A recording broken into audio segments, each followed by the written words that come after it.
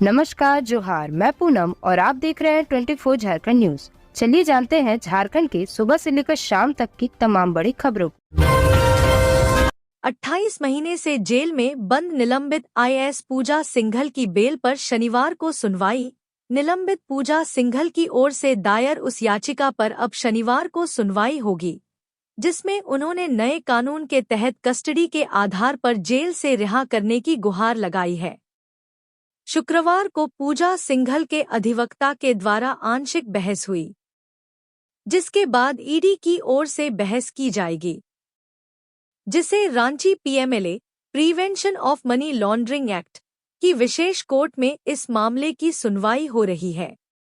इससे पहले बिरसा मुंडा केंद्रीय कारागार के अधीक्षक को यह बताने का निर्देश दिया था कि पूजा सिंघल कब से जेल में हैं और उनकी न्यायिक हिरासत की अवधि कितनी हुई है। जिसके आलोक में जेल अधीक्षक की ओर से कोर्ट में जवाब दाखिल कर दिया गया है। जानकारी के मुताबिक पूजा सिंघल अब तक लगभग 28 महीनों से जेल में बंद है। पूजा सिंघल के अधिवक्ता के मुताबिक नए कानून के अनुसार किसी मामले में लंबे समय से जेल में बंद आरोपी की न्यायिक हिरासत की अवधि उक्त मामले में दी जाने वाली सजा की 1/3 है तो उसे बेल दी जा सकती है। Remove all full stop at comma. Jharkhand के पलामू और गढ़वा सहित कई इलाकों में बारिश के आसार, बढ़ेगी ठिठुरन। ठंड के मौसम में झारखंड वासियों को बारिश में भीगना पड़ सकता है। मौसम विभाग ने राज्य के कुछ इलाकों में बारिश की संभावना जताई है। बारिश के कारण तापमान में भी गिरावट आ सकती है, इससे लोगों को अधिक ठंड का एहसास होगा। मौसम विभाग की ओर से जारी बुलेटिन में यह जानकारी दी गई है।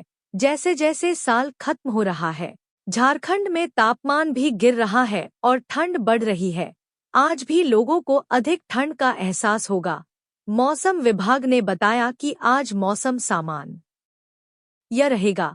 हालांकि तापमान में 2 से 3 डिग्री सेल्सियस की गिरावट दर्ज की जा सकती है। आज दिन का अधिकतम तापमान 26 डिग्री जबकि न्यूनतम तापमान 11 डिग्री तक जा सकता है।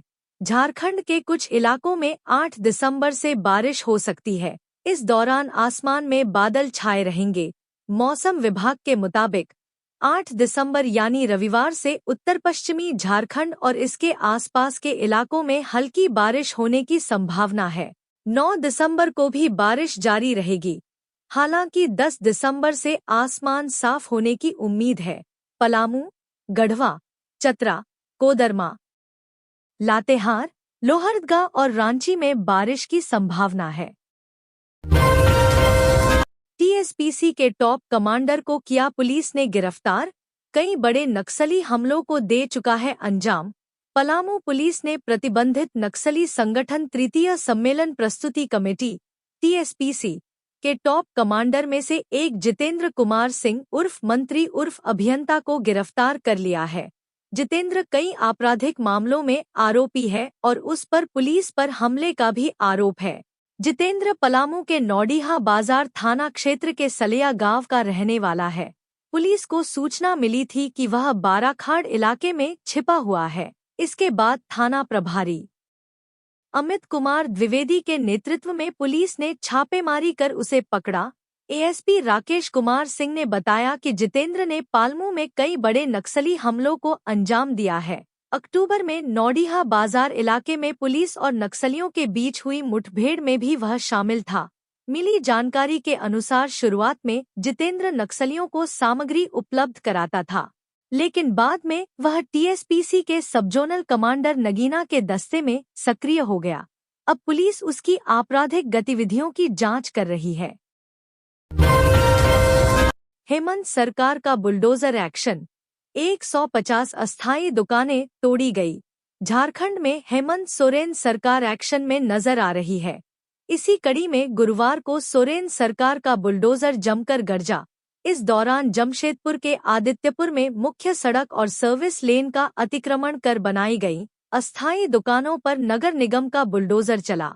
बता दें कि विरोध के बीच सुबह 11 से शाम 4 बजे तक चले अभियान में करीब 150 अस्थायी दुकानों को हटाया गया। यह अभियान सबसे पहले थाना रोड में चला। इसके बाद नगर निगम ने दोपहर 2 बजे से मुख्य मार्ग के फुटपाथ और सर्विस लेन में बुलडोजर चलाकर पक्के और अस्थायी निर्माणों को ध्वस्त किया। इस अभियान में सबसे पहले थाना रोड में लगभग 100 दुकानों को हटाया गया। इस दौरान कुछ दुकानों को मोहलत भी दी गई। बता दें कि इस अभियान को नगर निगम ने चलाया। इसमें आदित्यपुर कांड्रा मुख्य पर आकाशवाणी चौक से शेरे पंजाब तक करीब 50 दुकानों पर बुलडोजर चलाया गया। वहीं अभियान के पहले निगम प्रशासन ने खरकई पुल से आकाशवाणी चौक, शेरे पंजाब चौक, आदित्यपुर थाना रोड, इमली चौक, एस टाइप चौक और निगम जाने वाले रास्ते एस टाइप में मुख्य सड़क व सर्विस मार्ग से अतिक्रमण हटाने की कार्रवाई की चेतावनी दी थी। इस अभियान में अपर नगर आयुक्त पारुल सिंह, सहायक प्रशासक विपुल सन्नी, आदित्यपुर थाना प्रभारी राजीव सिंह, यातायात थाना प्रभारी राजेश सिंह, नगर प्रबंधक रवि भारती आदि शामिल थे। वहीं इस दौरान आदित्यपुर थाना रोड में सब्जी दुकान लगाने वालों को दिंदली बाजार के पीछे जगह उपलब्ध कराई गई है। यहां निगम ने गुरुवार को करीब 150 सफाई कर्मियों की मदद से सफाई कराई। इसके बाद फॉगिंग कराई गई और सब्जी दुकान लगाने के लिए स्थल को तैयार किया गया। बता दें कि शुक्रवार से निगम ने 2 लोगों को प्रतिनियुक्त किया है। वो दुकानदारों को चयनित स्थल पर दुकानें लगाने के लिए प्रेरित करेंगे। राज्यपाल संतोष गंगवार और सीएम हेमंत ने किया डॉक्टर भीमराव अंबेडकर को याद, दी श्रद्धांजलि। झारखंड के सीएम हेमंत सोरेन और राज्यपाल संतोष गंगवार ने भारतीय संविधान के जनक डॉक्टर भीमराव अंबेडकर की पुण्यतिथि के मौके पर उन्हें याद करते हुए एक पोस्ट साझा किया है।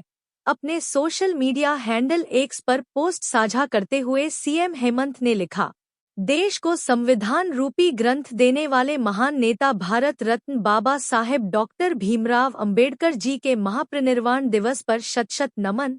जय भीम। वहीं इस दौरान राज्यपाल ने भी अपने सोशल मीडिया हैंडल पर पोस्ट कर बाबा साहेब को श्रद्धांजलि दी है। उन्होंने लिखा है कि महान समाज सुधारक, संविधान शिल्पी, भारत रत्न बाबा साहेब डॉक्टर भीमराव अंबेडकर जी के महापरिनिर्वाण दिवस पर विनम्र श्रद्धांजलि। मनी लॉन्ड्रिंग मामले में नीरज मित्तल और राम प्रकाश भाटिया की डिस्चार्ज याचिका खारिज। सरकारी टेंडर में कमीशन के जरिए करोड़ों रुपए की अवैध कमाई करने और उस कमाई को वैध बनाने के लिए मनी लॉन्ड्रिंग करने के आरोपी निलंबित engineer in chief Virendra Ram के सहयोगी नीरज मित्तल और राम प्रकाश भाटिया की डिस्चार्ज याचिका खारिज हो गई है। Ranchi PMLA prevention of money laundering act की स्पेशल कोर्ट ने दोनों की डिस्चार्ज याचिका खारिज कर दी है। नीरज मित्तल और राम प्रकाश भाटिया पर जेल में बंद निलंबित अभियंता प्रमुख वीरेंद्र राम के पैसों के निवेश में सहायता करने का आरोप है। इन्हें ईडी ने दिल्ली से गिरफ्तार किया था। इनके खिलाफ ईडी आरोप पत्र भी दाखिल कर चुकी है, जिस पर कोर्ट संज्ञान ले चुका है। मंत्रियों को मिला विभाग। इरफान अंसारी बने स्वास्थ्य मंत्री तो रामदास सोरेन को शिक्षा की जिम्मेदारी।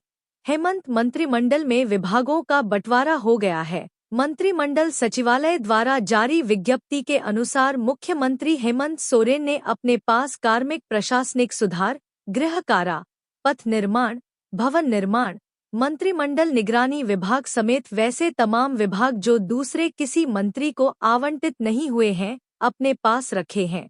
मंत्रियों के बीच विभागों के बंटवारे में गठबंधन के सहयोगी दलों के बीच समन्वय बनाने की कोशिश की गई है। पूर्व की तरह जेएमएम कांग्रेस और राजद के बीच विभागों का बंटवारा किया गया है। कांग्रेस कोटे में वित्त, स्वास्थ्य, खाद्य आपूर्ति, ग्रामीण विकास जैसे विभाग हैं, वहीं राजद कोटे में श्रम और उद्योग पूर्व की तरह हैं।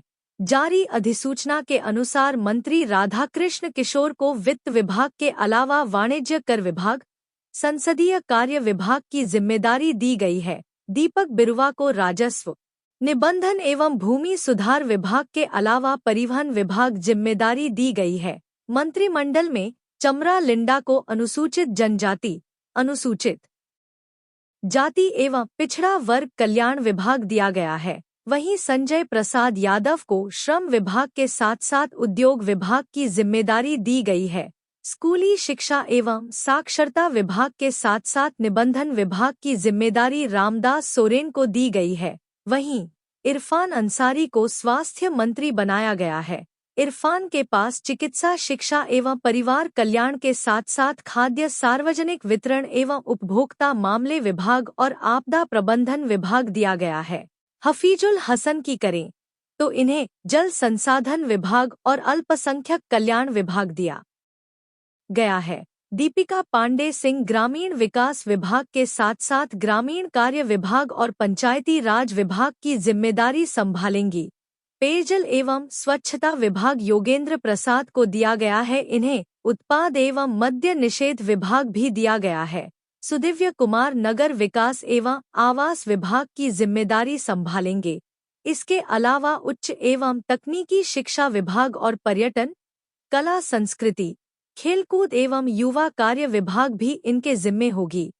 शिल्पी नेहा तिर्की कृषि, पशुपालन एवं सहकारिता विभाग का कामकाज संभालेंगी।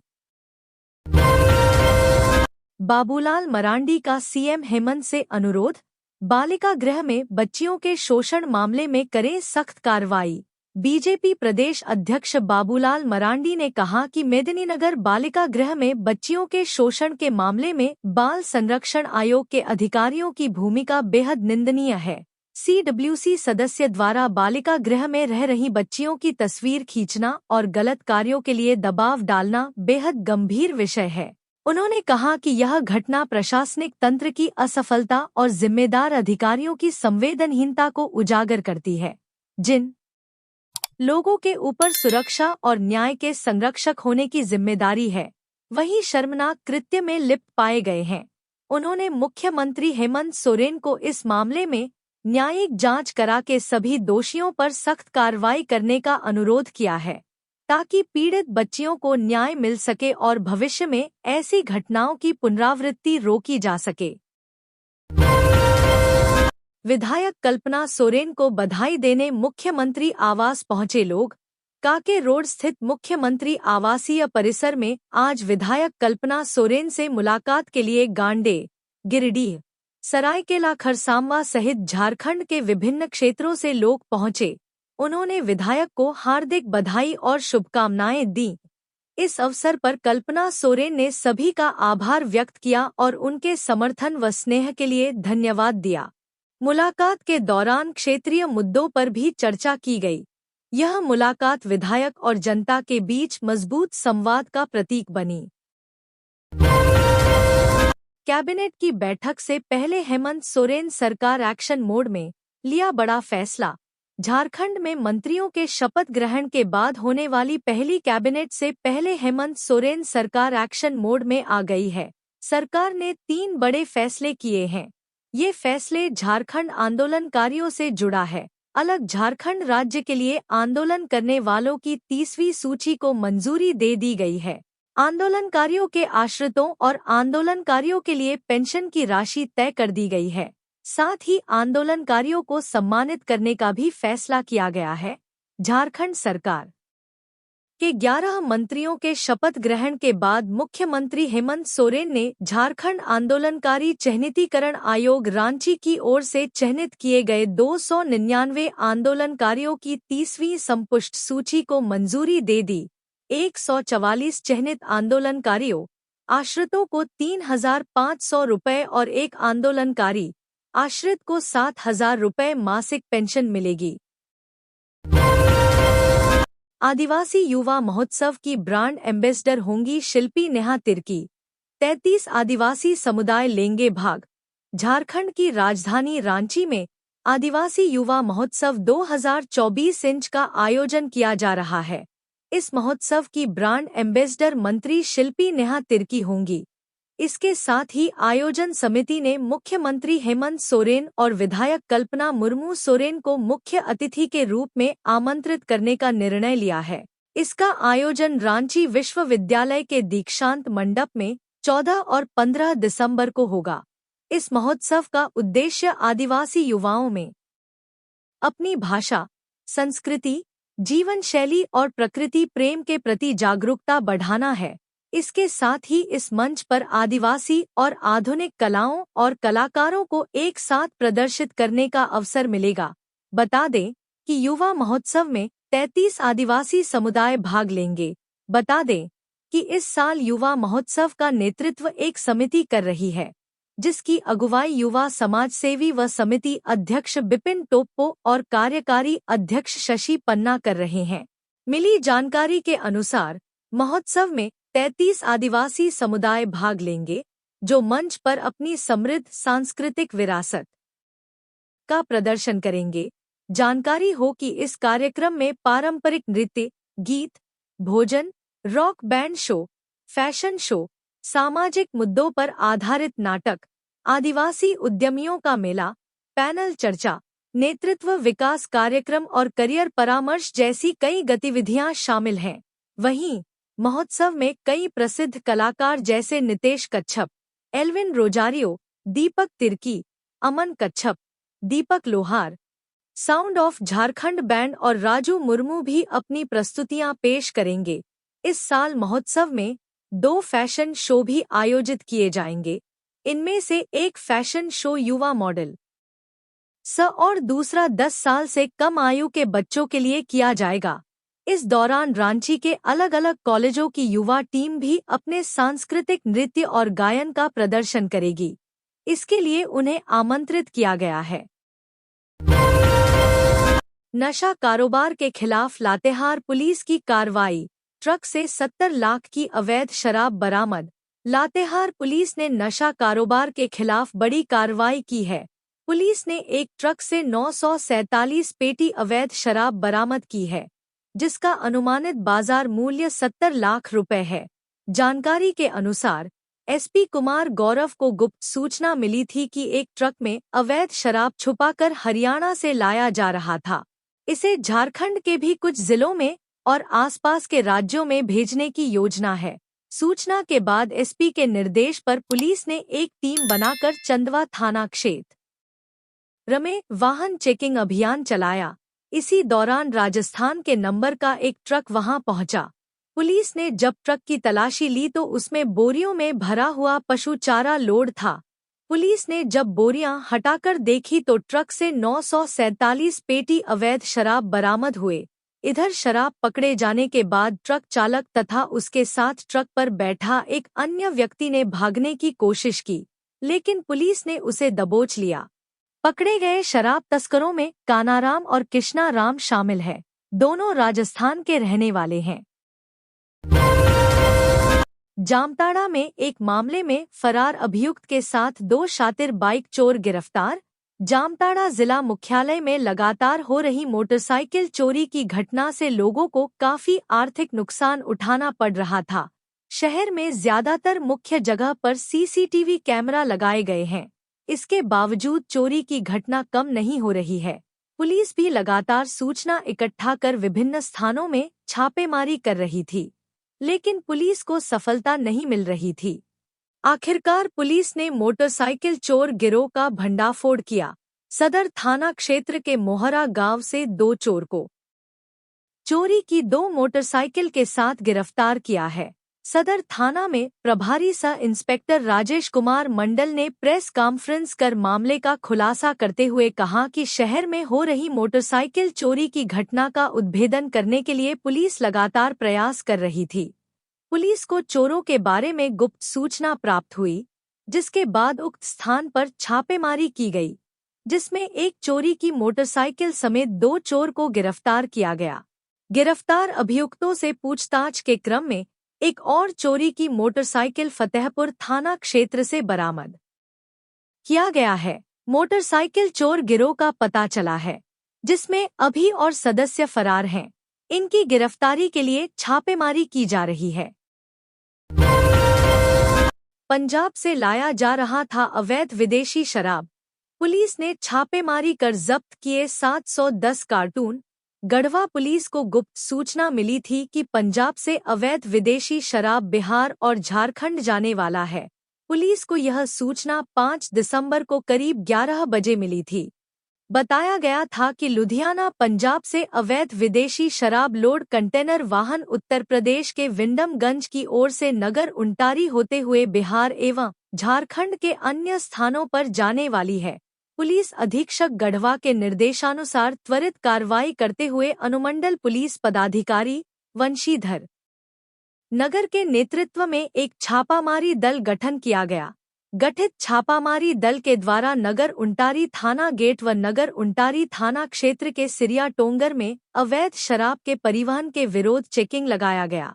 तभी चेकिंग के दौरान एक कंटेनर वाहन तेजी से आया, जिसे चेकिंग कर रहे पुलिस पदाधिकारी एवं सशस्त्र बल के द्वारा रोका गया और कंटेनर में लोड सामान के बारे में पूछा गया तो चालक ने इलेक्ट्रॉनिक्स सामान लोड होने की बात बताए और इलेक्ट्रॉनिक्स सामान से संबंधित दस्तावेज प्रस्तुत किए। बाबूलाल मरांडी ने कहा, 30 लाख रुपए में सीट बेचने की साजिश के आरोपों बीच सीजीएल का रिजल्ट जारी किया गया।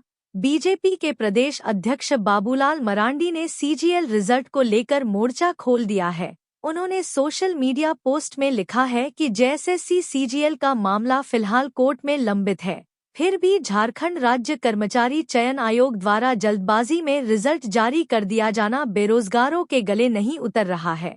खुद आयोग के सचिव ने कहा था कि जब तक मामला कोर्ट में है तब तक रिजल्ट घोषित नहीं होगा। उन्होंने आगे लिखा है कि 30 लाख रुपए में सीट बेचने की साजिशों के आरोपों के बीच इंटरनेट बंद कर पेपर लीक की बात चर्चा में रही। अब छात्रों को अंधेरे में रखते हुए परिणाम जारी कर दिया गया। सोशल मीडिया में सितंबर का एक स्क्रीनशॉट भी वायरल हो रहा है, जिसकी हम पुष्टि नहीं करते। उसमें गड़बड़ी करने वाले 2 रोल नंबर्स का जिक्र है। ताजा जारी परिणाम में इन दोनों रोल नंबर्स को सफल घोषित कर दिया गया है। यह गहन जांच का विषय है। बाबूलाल ने सीएम से आग्रह किया है कि इस परीक्षा परिणाम को रद्द करें, साथ ही पूरे मामले की सीबीआई जांच कराएं। भाजपा सड़क से सदन तक युवाओं के हक के लिए लड़ाई लड़ेगी। विभाग बंटवारे पर फंसा है पेंच, कांग्रेस को चाहिए वित्त, खाद्य आपूर्ति, कॉमर्शियल टैक्स, स्वास्थ्य, ग्रामीण विकास, कृषि सहित अन्य विभाग। हेमंत मंत्रिमंडल का विस्तार हो चुका है, लेकिन विभागों के बंटवारे में पेंच फंस गया है। कांग्रेस के राष्ट्रीय अध्यक्ष ने जो कांग्रेस के लिए विभागों की स्वीकृति दी है, उसके अनुसार राधाकृष्ण किशोर को वित्त, खाद्य आपूर्ति, योजना विकास और कॉमर्शियल टैक्स देने की बात कही है। दीपिका पांडे सिंह को स्वास्थ्य व संसदीय कार्य, इरफान अंसारी को ग्रामीण विकास, ग्रामीण कार्य और पंचायती राज विभाग व शिल्पी नेहा तिर्की को कृषि पशुपालन के साथ आपदा प्रबंधन विभाग देने की बात कही है। कांग्रेस के राष्ट्रीय अध्यक्ष के पत्र को केसी वेणुगोपाल के हस्ताक्षर से सीएम हेमंत सोरेन को भेजा गया है। धनबाद के 1 लाख घरों में लगे स्मार्ट मीटर प्रीपेड में तब्दील। धनबाद के 1 लाख उपभोक्ताओं के घरों में लगा स्मार्ट मीटर प्रीपेड में तब्दील हो चुका है। इस व्यवस्था के तहत आने वाले समय में उपभोक्ता रिचार्ज कर बिजली का इस्तेमाल कर पाएंगे। हालांकि प्रीपेड व्यवस्था पूर्ण रूप से लागू होने में कुछ माह लगेंगे। उपभोक्ताओं ने कनेक्शन लेने के समय जो सिक्योरिटी मनी जमा करवाई थी, उसे बिजली बिल में एडजस्ट किया जा रहा है। सिक्योरिटी मनी एडजस्ट होने के बाद उपभोक्ताओं को खपत के अनुसार बिजली बिल का भुगतान करना होगा। नई व्यवस्था के तहत बिजली बिल देने के लिए ऊर्जा मित्र नहीं जाएंगे। उपभोक्ताओं के रजिस्टर्ड मोबाइल पर सिस्टम जनरेटेड बिल भेजे जाएंगे। हर माह उपभोक्ताओं के अकाउंट में जमा सिक्योरिटी मनी की जानकारी भी मोबाइल पर भेजी जाएगी। झारखंड हाई कोर्ट ने कहा, राज्य के विश्वविद्यालयों में शिक्षकों के रिक्त पदों को 4 माह में भरें। झारखंड हाईकोर्ट के जस्टिस डॉक्टर एसएन पाठक की अदालत ने राज्य के विश्वविद्यालयों में बार-बार असिस्टेंट प्रोफेसरों की संविदा नियुक्ति के मामले में दायर याचिकाओं पर सुनवाई की। मामले की सुनवाई के दौरान प्रार्थी, राज्य सरकार व झारखंड लोक सेवा आयोग जेपीएससी का पक्ष सुना। मामले में सुनवाई पूरी होने पर अदालत ने असिस्टेंट प्रोफेसर एसोसिएट प्रोफेसर व प्रोफेसर के सभी रिक्त पदों पर 4 माह के भीतर नियुक्ति की प्रक्रिया पूरी करने का निर्देश दिया। अदालत ने उक्त निर्देश राज्य सरकार, झारखंड लोक सेवा आयोग, जेपीएससी व विश्वविद्यालयों को दिया। उच्च शिक्षा सचिव, उच्च शिक्षा निदेशक व जेपीएससी को नियुक्ति के नियमों की सारी बाधाएं 2 माह के अंदर दूर करने का निर्देश दिया। इसके बाद के 2 माह के दौरान राज्य सरकार व जेपीएससी विश्वविद्यालयों से प्राप्त अधियाचना के आलोक में नियुक्ति के लिए विज्ञापन प्रकाशित करने व प्रक्रिया को पूर्ण करेंगे। इसी दौरान झारखंड शिक्षक पात्रता परीक्षा जेट भी आयोजित की जा सकती है, लेकिन जो समय सीमा निर्धारित किया गया है उसके अंदर रिक्त पदों पर नियमित नियुक्ति की प्रक्रिया पूरी की जाए। प्रतिवादियों को उक्त निर्देश देते हुए अदालत ने याचिका को निष्पादित कर दिया। रांची में 14 दिसंबर से युवा महोत्सव, 12 दिसंबर तक प्रतिभागी कर सकेंगे पंजीकरण। गुरुवार को विकास भवन स्थित जिला खेल पदाधिकारी के कार्यालय में रांची जिला और प्रमंडल स्तरीय युवा महोत्सव 2025 के लिए एक बैठक हुई।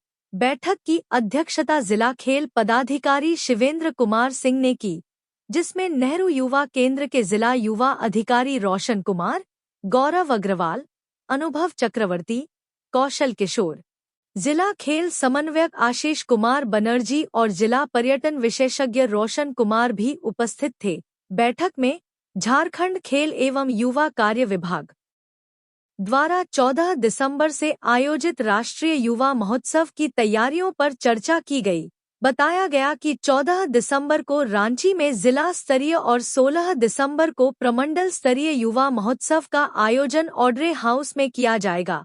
इस महोत्सव में कई प्रतियोगिताओं का आयोजन किया जाएगा, जिनमें सामूहिक लोक नृत्य, सामूहिक लोकगीत, एकल लोक नृत्य, एकल लोकगीत, चित्रकला, भाषण, विज्ञान मेला, एकल कहानी लेखन, कविता लेखन, विज्ञान मेला, सामूहिक फोटोग्राफी शामिल हैं।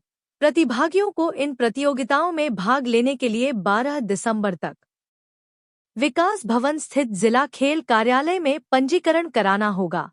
प्रतियोगिता के विजेताओं को आकर्षक पुरस्कारों से सम्मानित किया जाएगा और सभी प्रतिभागियों को सर्टिफिकेट भी प्रदान किए जाएंगे।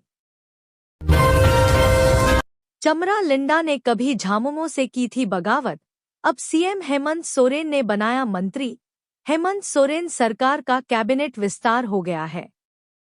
राज्यपाल संतोष कुमार गंगवार ने कुल 11 मंत्रियों को शपथ दिलाई। झामुमो के कुल 6 विधायकों ने मंत्री पद की शपथ ली। झामुमो की ओर से बिशुनपुर विधायक चमरा लिंडा को भी मंत्री बनाया गया है। चमरा लिंडा बिशुनपुर विधानसभा क्षेत्र से 2009 से विधायक है। 2024 के विधानसभा चुनाव में चमरा लिंडा ने बीजेपी प्रत्याशी समीर उराम को 32,756 वोटों से मात दी। चमरा लिंडा को कुल 1,03,36 वोट मिले तो वहीं समीर उराम को 67,580 वोट से संतोष करना पड़ा। 2024 विधानसभा चुनाव में जीत के साथ चमरा ने बिशुनपुर विधानसभा सीट पर चौका लगा दिया। चमरा लिंडा ने 2024 के लोकसभा चुनाव में झामुमो से बगावत कर दी थी। उन्होंने लोहरदगा लोकसभा क्षेत्र से निर्दलीय पर्चा भर दिया, जिसके बाद झामुमो ने उन्हें पार्टी से निलंबित कर दिया। दरअसल गठबंधन के तहत यह सीट कांग्रेस के खाते में गई थी, जिससे वे नाराज हो गए थे।